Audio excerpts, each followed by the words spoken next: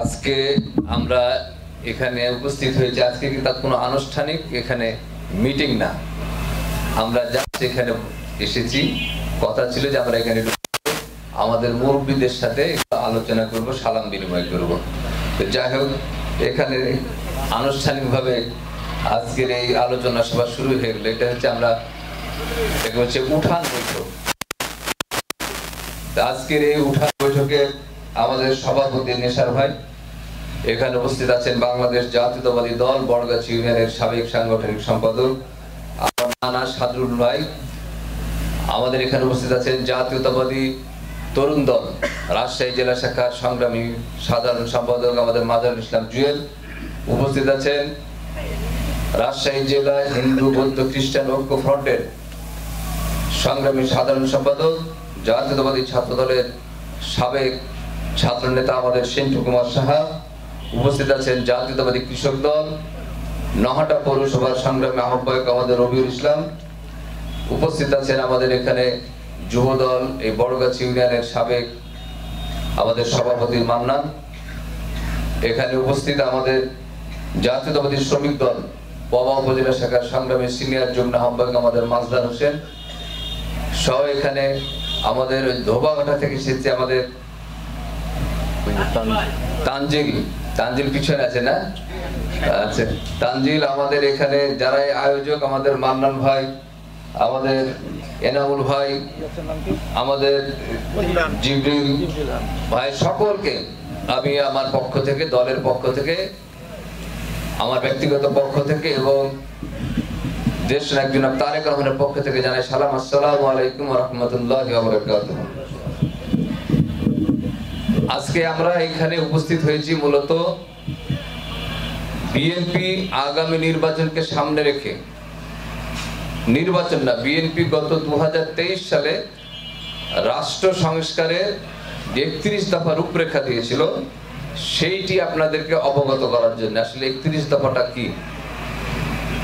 আপনারা জানেন যে বিগত 15 বছরে বাংলাদেশে নির্বাচনের নামে শুধু প্রহসন হয়েছে। 2014 সালে বিনা ভোটে নির্বাচন হয়েছে, 2018 সালে দিনের ভোট রাতে হয়ে গেছে এবং 2024 সালে নিজেরাই ভোট করে নিয়েছে।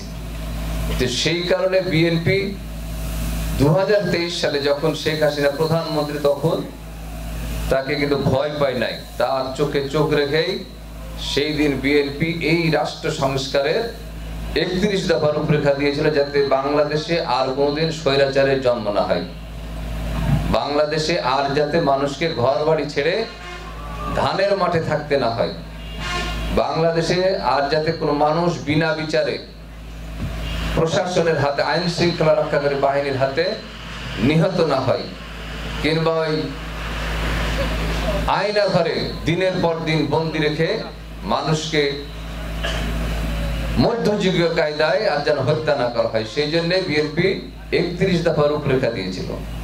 তার প্রথম দফাটি হচ্ছে যে নির্বাচনকালীন সময়ে একটি নিরপেক্ষ সরকার থাকবে, যে সরকারে আওয়ামী লীগ, বিএনপি, জামাত, জাতীয় পার্টি কেউ থাকবে না। তাহলে ওই সরকার নিরপেক্ষভাবে শান্তিপূর্ণ উপায়ে একটি নির্বাচন অনুষ্ঠিত করবে, যে নির্বাচনে সকল মানুষ অংশগ্রহণ করবে এবং তার পছন্দের প্রার্থীকে ভোট দিয়ে নির্বাচিত করবে, এবং যারা সেই ভোটে নির্বাচিত হবে তারাই 5 বছর পর পর রাষ্ট্র পরিচালনার দায়িত্ব পাবে, যাতে আর কোনো স্বৈরাচারের জন্ম হবে না। এই জন্য বিএনপি এই তত্ত্বাবধায়ক সরকারের প্রস্তাব করেছে, যেটা বিএনপি ইতিহাস পূর্বে পাশ করেছিল 1996 সালে, সেটা আওয়ামী লীগ সরকার বাতিল করে দিয়েছিল, এই যে স্বৈরাচারী কায়দায় ক্ষমতায় থাকার জন্য, বিনা নির্বাচনে থাকার জন্য।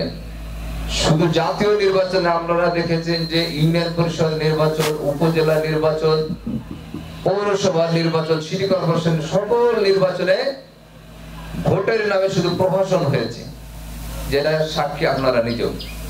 সেই কারণে বিএনপি করেছিল এর সংস্কার হতে হবে, মানুষ যাতে ভোট দিতে পারে, যার বয়স 35 বছর সে কখনো তার নিজের ভোটটি দিতে পারেনি। সেই কারণে বিএনপি এই সংস্কারটি চেয়েছিল যে মানুষ তার পছন্দের ব্যক্তিকে নির্বাচিত করবে। তারপরে আপনার পুলিশ প্রশাসনে আওয়ামী লীগ ছাড়া চাকরি হতো না, লাঠিয়াল বাহিনীতে পরিণত হয়েছিল। সেই কারণে বিএনপি বলেছে যে পুলিশে নিরপেক্ষ ব্যক্তিদের নিয়োগ দেওয়া হবে মেধার ভিত্তিতে, যোগ্যতার ভিত্তিতে, যাতে পুলিশ জনগণের সেবা দানে সমর্থ হয়। পুলিশের কাছ থেকে যে সেবা পাওয়া উচিত জনগণের, সে নাগরিক সেবা যাতে নিশ্চিত হয়। আদালতকেও শেখ হাসিনা দলীয়করণ করেছিল। বিএনপি তাই বলেছিল যে আদালতকেও নিরপেক্ষ করতে হবে। আপনারা জানেন যে বাংলাদেশের প্রধান বিচারপতি সুরেন্দ্র কুমার সিনহা, তাকেও দেশ ছেড়ে পালাতে হয়েছে শেখ হাসিনার ভয়ে, কারণ আদালত নিরপেক্ষ ছিল না। শেখ হাসিনার কথা মতো রায় না দিলে সেই বিচারক তার চেয়ারে থাকতে পারবে না। সেই কারণে বিএনপি বলেছে যে আদালতকেও নিরপেক্ষ করা হবে এবং মানুষের যাতে ন্যায় বিচার নিশ্চিত হয়, আদালতে গিয়ে যাতে মানুষ ন্যায় বিচার পায়, সেই জন্য আদালতকে নিরপেক্ষ করা হবে। 31 দফার ভিতরে বিএনপি বলেছে।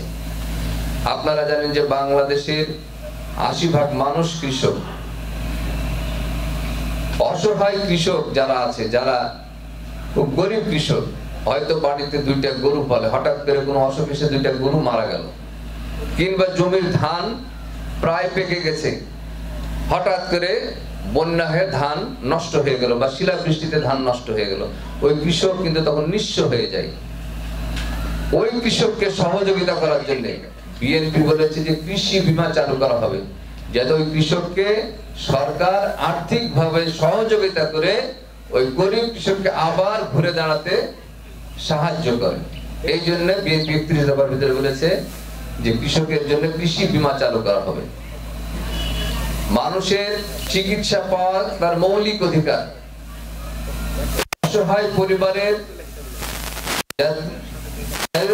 কোন মানুষ, কোন সন্তান যেন বিনা চিকিৎসায় না মারা যায়, সেই জন্য বলেছে যে বাংলাদেশের অসহায় মানুষদেরকে একটি করে স্বাস্থ্য কার্ড দেওয়া হবে।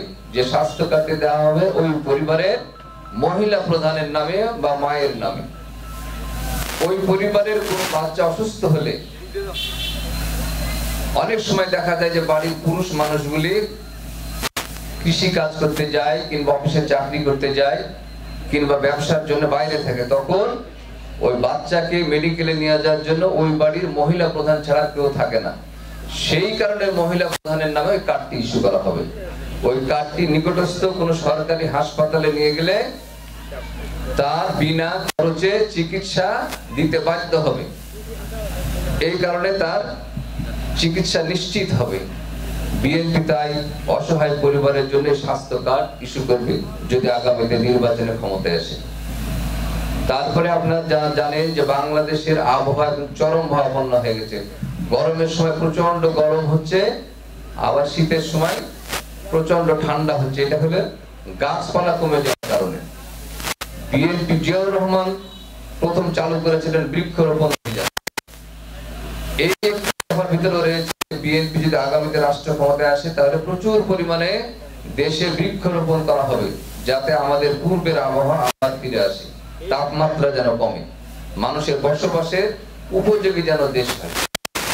আপনারা জানেন যে শিক্ষা ব্যবস্থায় ধস নেমেছিল।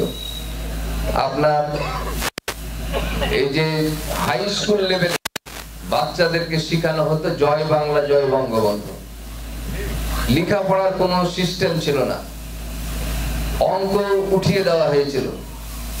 সেই কারণে বিএনপি বলেছে যে আগামীতে উৎপাদনমুখী শিক্ষা ব্যবস্থা চালু করা হবে, যার মাধ্যমে মানুষ হাতে কলমে কাজ শিখবে। সে দেশেও যেমন কর্মসংস্থানের সৃষ্টি হবে, বিদেশেও ওই দক্ষ মানুষ বিদেশে গিয়ে চাকরি করতে পারবে এবং দেশের জন্য প্রচুর পরিমাণে বৈদেশিক মুদ্রা নিয়ে আসতে পারবে। একদিকে দেশের অর্থনীতি চাঙ্গা হবে, অন্যদিকে মানুষ আর্থিকভাবে স্বাবলম্বী হবে। এইটা বিএনপি আগামীতে রাষ্ট্র ক্ষমতায় আসলে চালু করবে। তারপরে আপনারা জানেন যে বাংলাদেশের এক সময় সীমান্তগুলো অরক্ষিত ছিল। শেখ হাসিনা এমন ভাবে করেছিল সেনাবাহিনীকে যে ভারতের কোনো কিছুতে তারা প্রতিবাদ করতে পারতো না। প্রতিদিন আমাদের বর্ডারের সীমান্তে কৃষকদেরকে হত্যা করছে বিএসএফ। তাই বিএনপি বলেছে আগামীতে রাষ্ট্র ক্ষমতায় আসলে সশস্ত্র বাহিনীকে শক্তিশালী করে গড়ে তোলা হবে, যাতে আর বিএসএফ আমাদের বর্ডারের সীমান্তে কোনো আমাদের বাংলাদেশের মানুষকে হত্যা করতে না পারে। সেই জন্য সশস্ত্র বাহিনীকে শক্তিশালী করে গড়তে হবে। বিএনপি বলেছে এদেশে সকল ধর্মাবলম্বী যাতে নিশ্চিত থাকে, নিরাপত্তা বোধ করে, সেই জন্য সকলের ধর্ম পালনের অধিকার সুরক্ষিত করা থাকবে।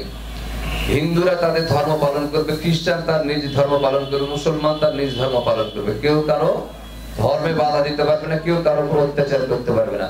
ধর্ম যার যার, রাষ্ট্র সবার, সকলের নিরাপত্তা দায়িত্ব আমাদের সকলের। এই জন্যই বিএনপি বলেছে দেশের মানুষ সকলেই যাতে নিরাপদ থাকে সেই ব্যবস্থা আগামীতে করা হবে। আমি শুধু এই কথাগুলি, আরো অনেকগুলি দফা আছে যেগুলি সময় নেই আলোচনা করার। তারপরও আপনাদেরকে বলতে চাই যে এই আগামীতে অনেক দিন পরে একটি নির্বাচন আসছে। সেই নির্বাচনে এই সমস্ত উন্নয়নমূলক কাজগুলি যাতে বিএনপি বাস্তবায়ন করতে পারে, সেই জন্য আমাদের ধানের শীষের পক্ষে জনমত তৈরি করতে হবে। আর বিএনপি যা বলে তা পালন করে, যা বলে না তা করে না। বিএনপি বলেছিল 1991 সালের আগে, নির্বাচনের আগে, যে ক্ষমতায় গেলে 25 বিঘা পর্যন্ত জমির খাজনা মওকুফ করবে। বিএনপি তা করেছিল। বিএনপি বলেছিল সকল কৃষকের কৃষি ঋণ সুদ সহ মওকুফ করবে, সেইটাও বিএনপি করেছিল। বিএনপি বলেছিল যে দ্বাদশ শ্রেণী পর্যন্ত মেয়েদের বিনা বেতনে সরকারি স্কুলে লেখাপড়ার সুযোগ করে দেওয়া হবে, সেটাও বিএনপি করেছিল। কিন্তু যারা বলেছিল যে 10 টাকা কেজি চাউল আর ঘরে ঘরে চাকরি দিবে, তারা কিন্তু সেটা করতে পারে নাই।